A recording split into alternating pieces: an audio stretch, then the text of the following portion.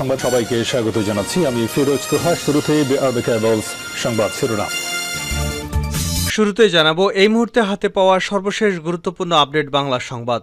সরকার আবারও সংঘাতে নাটক করছে বলে মন্তব্য করেছেন বিএনপির সিনিয়র যুগ্ম মহাসচিব অ্যাডভোকেট রুহুল কবির রিজভী। এবারে জানাবো দ্বাদশ নির্বাচনের পর দেশের সংকট আরও গভীর হয়েছে উল্লেখ করে তা নিরসন না হলে সরকারের ভবিষ্যৎ খুব ভালো নয় বলে মন্তব্য করেছেন বিএনপির মহাসচিব মির্জা ফখরুল ইসলাম আলমগীর। জানাবো নাইখংছড়ি সীমান্তে এক বাংলাদেশিকে গুলি করে হত্যা।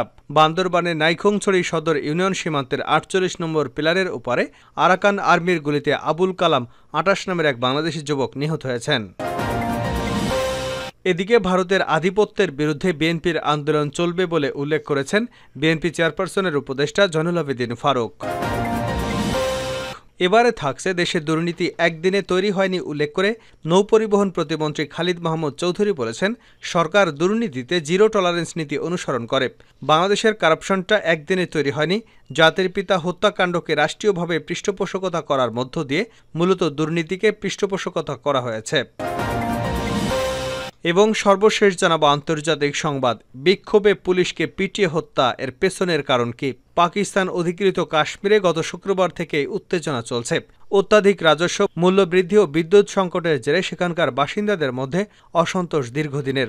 তা নিয়েই শুক্রবার বিক্ষোভের ডাক দেয় আওয়ামী অ্যাকশন কমিটি নামের একটি স্থানীয় সংগঠন। এতক্ষণ শিরোনাম শুনছিলেন, এবার বিস্তারিত। প্রিয় দর্শক, আপনি যদি এই চ্যানেলে নতুন হয়ে থাকেন, ভিডিওটি দেখতে দেখতে চ্যানেলটি সাবস্ক্রাইব করে আমাদের সঙ্গেই থাকুন। আর এই ভিডিও সম্পর্কে আপনি আপনার মূল্যবান মতামতটি কমেন্ট বক্সে জানিয়ে দিন। আর হ্যাঁ প্রিয় দর্শক, জানিয়ে দিন ভিডিওটি কোথা থেকে দেখছেন।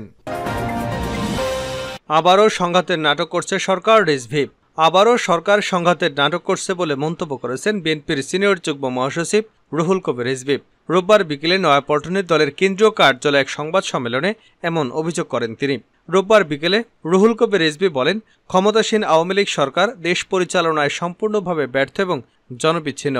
ভোটারবিহীন সরকার দিনে দিনে অস্থির, বেপরোয়া হয়ে উঠেছে। গত বছরের ২৮শে অক্টোবর জনগণের মহাসমাবেশ লন্ডভন্ডের মাধ্যমে যেভাবে পরিকল্পিতভাবে সংঘাতের সৃষ্টি করে বিরোধীদের উপর দমন অভিযান চালিয়েছে, একই কায়দায় শনিবার যুবদলের সমাবেশের দিনে গোয়েন্দা সংস্থা এবং আওয়ামী সন্ত্রাসীদের মাধ্যমে রাজধানীর নয়াপল্টন এলাকায় পলিথিন ব্যাগের মধ্যে ককটেল বিস্ফোরণের নাটক সাজানো হয়েছে।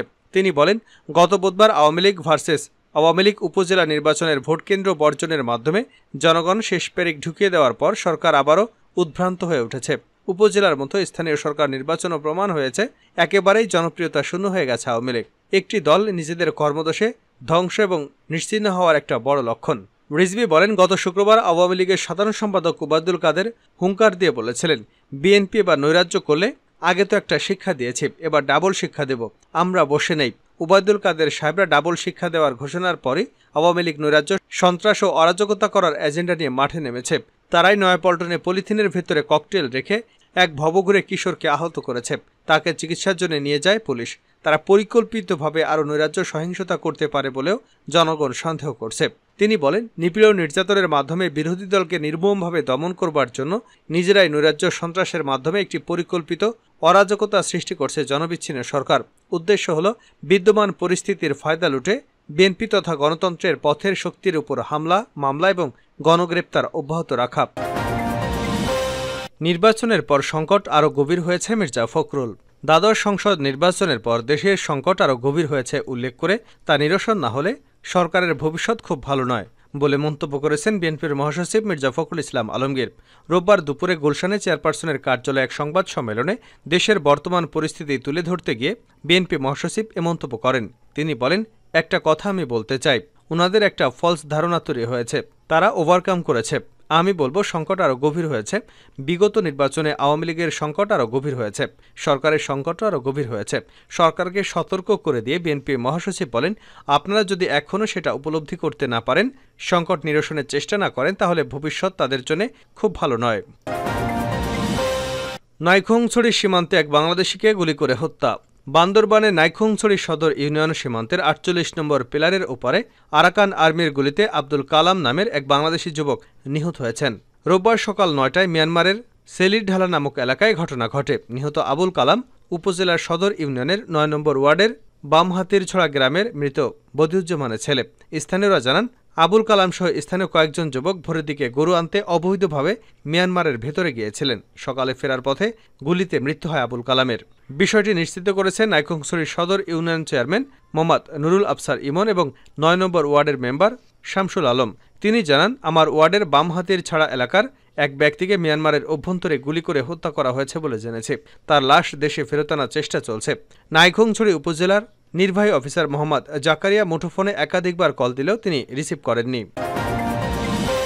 ভারতের আধিপত্যের বিরুদ্ধে বিএনপির আন্দোলন চলবেই ফারুক। ভারতের আধিপত্যের বিরুদ্ধে বিএনপির আন্দোলন চলবে উল্লেখ করেছেন বিএনপির চেয়ারপারসনের উপদেষ্টা জয়নুল আবেদিন ফারুক। তিনি বলেন, যে বন্ধু আমাদের দেশকে শূন্যের কোঠায় নিয়ে যায়, ন্যায্য পানি থেকে বঞ্চিত করে, মানুষ মেরে কাঁটাতারে ঝুলিয়ে রাখে, সে কখনো বন্ধু হয় না।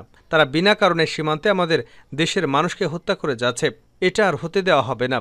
তাদের এই আধিপত্যের বিরুদ্ধে আমাদের আন্দোলন চলবে। আমরা আন্দোলন করে যাব। জাতীয় প্রেস ক্লাবের সামনে এক কর্মসূচিতে এসব কথা বলেন জয়নুল আবেদিন ফারুক। তিনি বলেন, ২ লাখ টাকার নাটবল্টু ভারত থেকে আমদানি করা হয়েছে ২ কোটি টাকার দিয়ে। আর সেই দেশে বাংলাদেশ থেকে হাজার হাজার ডলার রেমিটেন্স চলে যায়। সেই খবর আওয়ামী লীগ কখনো রাখে না, কারণ তারা প্রতিবেশী বন্ধু। এই অবৈধ সরকারকেও তারা সমর্থন দিয়ে যাচ্ছে। বিএনপির এই নেতা আরও বলেন, আজকে আমাদের বলতে হয়, মানুষকে আর অবহেলা করবেন না। বিএনপি সৃষ্টি হয়েছিল এদেশের মানুষের জন্য, জাতীয়তাবাদের জন্য, গণতন্ত্র রক্ষার জন্য। তাই আমাদের কোনোভাবে নিঃশেষ করা যাবে না। বিএনপি যুগে যুগে টিকে থাকবে। এই তরুণদের নিয়ে তারেক রহমান এগিয়ে যাবে। এ সময় বিএনপির যুগ্ম মহাসচিব সৈয়দ মোয়াজ্জেম হোসেন আলাল বলেন, দেশ এখন এক ব্যক্তির শাসনে পরিণত হয়েছে। নিরীহ মানুষকে গুলি করে মেরে ফেলা হয় সীমান্তে। মরদেহ আনার জন্য ভারতে হাতে পায়ে ধরতে হয়। এই অথর্ব অযোগ্য ভারতের অনুগত সরকার আমরা চাই না। আমাদের নেত্রী বলেছেন, দেশের বাইরে আমাদের কোনো প্রভু নেই, বন্ধু আছে। ভারতের সঙ্গে এই দেশের বন্ধুত্ব হবে ন্যায্য অধিকারের মাধ্যমে। বন্ধুত্ব হবে দুদেশের জনগণের মধ্যে, কোনো নিপীড়নের মধ্যে নয়। শেষ করছে আন্তর্জাতিক সংবাদ দিয়ে। বিক্ষোভে পুলিশকে পিটিয়ে হত্যা, কারণ কি? পাকিস্তান অধিকৃত কাশ্মীরে গত শুক্রবার থেকেই উত্তেজনা চলছে। অত্যাধিক রাজস্ব, মূল্যবৃদ্ধি ও বিদ্যুৎ সংকটের জেরে সেখানকার বাসিন্দাদের মধ্যে অসন্তোষ দীর্ঘদিনের। তা নিয়ে শুক্রবার বিক্ষোভের ডাক দেয় আওয়ামী অ্যাকশন কমিটি নামের একটি স্থানীয় সংগঠন। আর এর জেরেই এর মধ্যে প্রাণ গেল 2 জনের। বিক্ষোভে জনতার হাতে প্রাণ গেল এক পুলিশ কর্মকর্তার। ভারতীয় সংবাদ মাধ্যম হিন্দুস্তান টাইমস বলছে, বিক্ষোভের আগেই গত বৃহস্পতিবার রাতে মুজফ্ফরবাদ ও মিরপুরে অভিযান চালিয়ে আওয়ামী অ্যাকশন কমিটির বহু নেতাকে গ্রেপ্তার করে পুলিশ। প্রতিবাদে শুক্রবার উপত্যকায় হরতালে ডাক দেওয়া হয়। মুজফ্ফরবাদ সহ সামাহনি, সেহেনসা, মিরপুর, রাওয়ালকোট, হাতিয়ানবালা, কুইরাট্টা, পত্তপানি সর্বত্র হরতাল পালিত হয়। পাকিস্তানের সংবাদ মাধ্যম ডন বলছে, শুক্রবার মুজফ্ফরবাদে বিক্ষোভকারীদের একটি মিছিল বের হয়েছিল। শান্তিপূর্ণ সেই মিছিল পুলিশ এবং আধা সামরিক বাহিনী আটকাতে গেলে সংঘর্ষ শুরু হয়। মিছিল থেকে পুলিশের দিকে দৌড়ে আসতে থাকে পাথর। পুলিশ এবং আধা সেনাও পাল্টা আক্রমণে নামে। মসজিদ এবং বাড়িতেও কাঁদানে গ্যাস ছুড়ে পুলিশ। ফাঁকা গুলি চালানোর পাশাপাশি জনতাকে লক্ষ্য করে গুলি চালানোর অভিযোগ ওঠে পুলিশের বিরুদ্ধে। শুক্রবার সন্ধ্যা পর্যন্ত সংঘর্ষ চলে দফায় দফায়। হাসপাতালে আহতদের ভর্তি করানো হয়। 2 জন নিহত হয়েছে, গ্রেপ্তার হয়েছে অন্তত 70 জন। শনিবারও এ সংঘর্ষ চলে। রাস্তা থেকে সরানো যায়নি জনতাকে। 2 দিনের এই সংঘাতের পর আজ রোববার পরিস্থিতি থমথমে। পাকিস্তান অধিকৃত কাশ্মীরের মিরপুর সহ বিভিন্ন এলাকায় বাজার, স্কুল এবং অফিস বন্ধ রয়েছে। এর মধ্যে আরও বিক্ষোভের ডাক দিয়েছে আওয়ামী অ্যাকশন কমিটি।